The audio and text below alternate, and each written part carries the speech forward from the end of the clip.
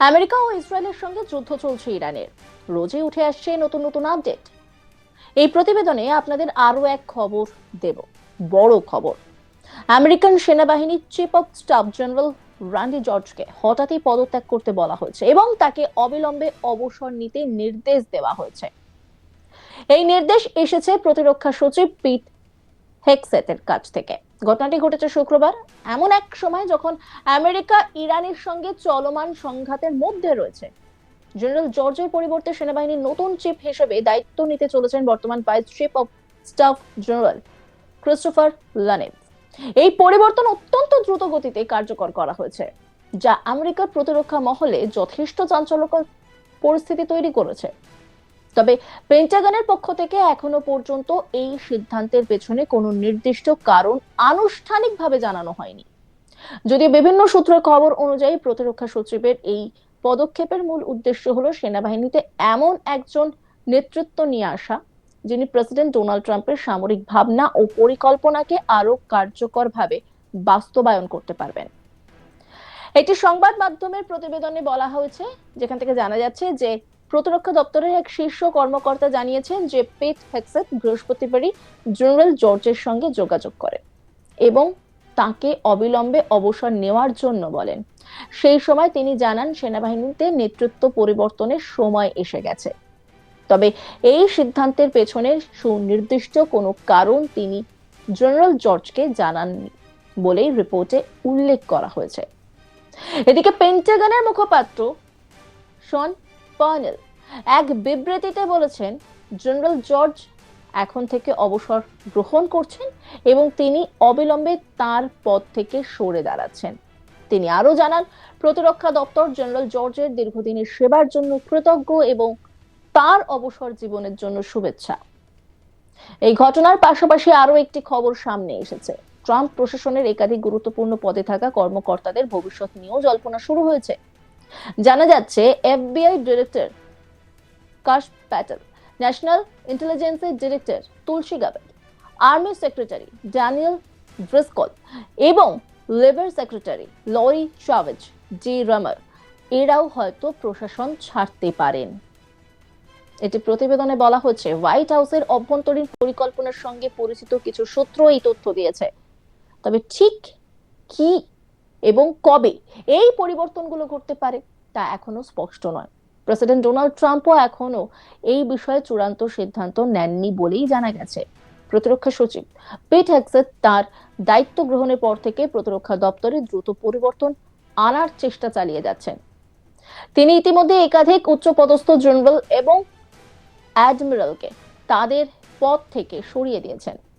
তার এই পদক্ষেপগুলোর মূল লক্ষ্য হলো প্রেসিডেন্ট ট্রাম্পের জাতীয় নিরাপত্তা সংক্রান্ত পরিকল্পনাকে বাস্তবায়ন করা। জেনারেল রান্ডি জর্জকে সরিয়ে দেওয়া এই ধারাবাহিক পরিবর্তনের একটি অংশ।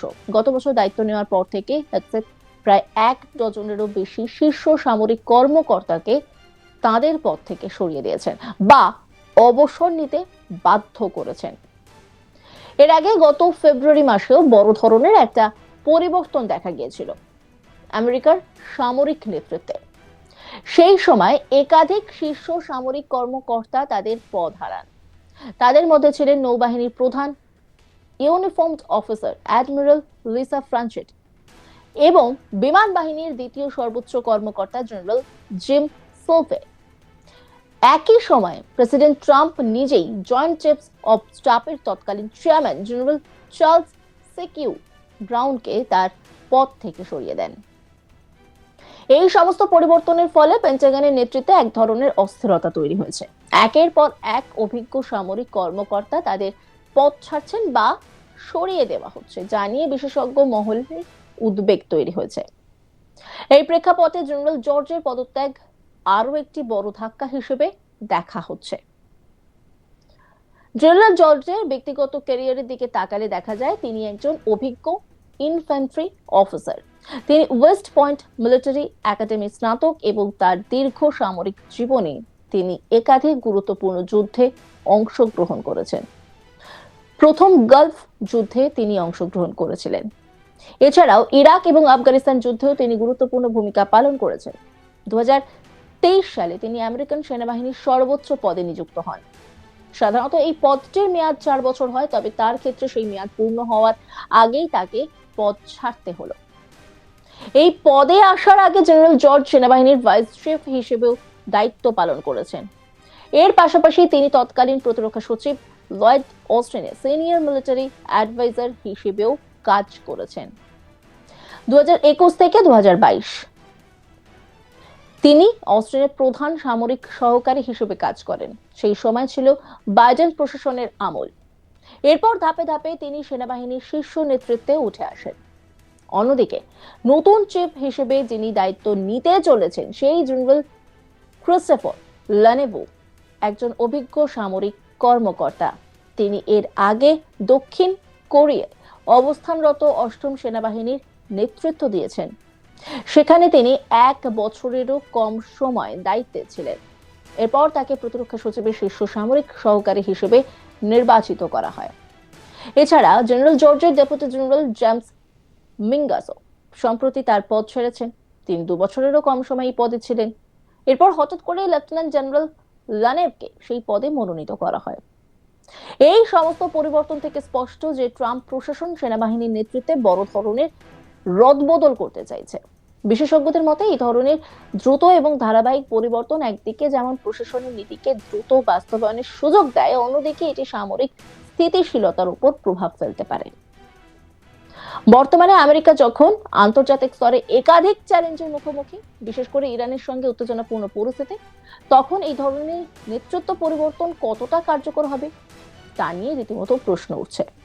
তবে প্রশাসনের পক্ষ থেকে স্পষ্ট বার্তা দেওয়া হয়েছে, তারা এমন নেতৃত্ব চায় যারা তাদের নীতিকে বিনা বাধায় বাস্তবায়ন করবে।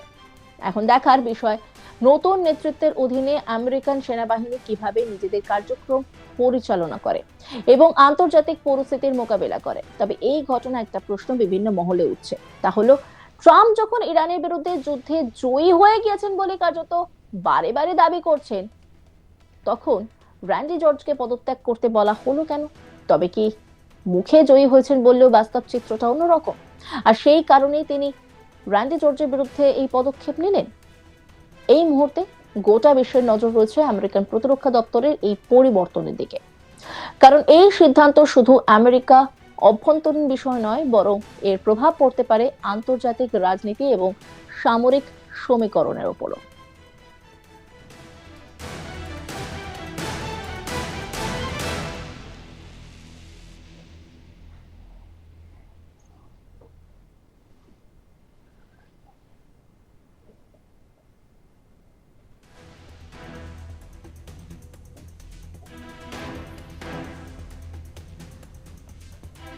বর্তমানে আমেরিকা যখন আন্তর্জাতিক স্তরে একাধিক চ্যালেঞ্জের মুখোমুখি, বিশেষ করে ইরানের সঙ্গে উত্তেজনাপূর্ণ পরিস্থিতিতে, তখন এই ধরনের নেতৃত্ব পরিবর্তন কতটা কার্যকর হবে তা নিয়ে রীতিমতো প্রশ্ন উঠছে। তবে প্রশাসনের পক্ষ থেকে স্পষ্ট বার্তা দেওয়া হয়েছে, তারা এমন নেতৃত্ব চায় যারা তাদের নীতিকে বিনা বাধায় বাস্তবায়ন করবে। অন্যান্য খবরের আপডেটের জন্য অবশ্যই নজর রাখুন আজ তাক বাংলার ইউটিউব স্ট্রিমিং এ। লাইক, কমেন্ট, শেয়ার এবং সাবস্ক্রাইব করতে ভুলবেন না।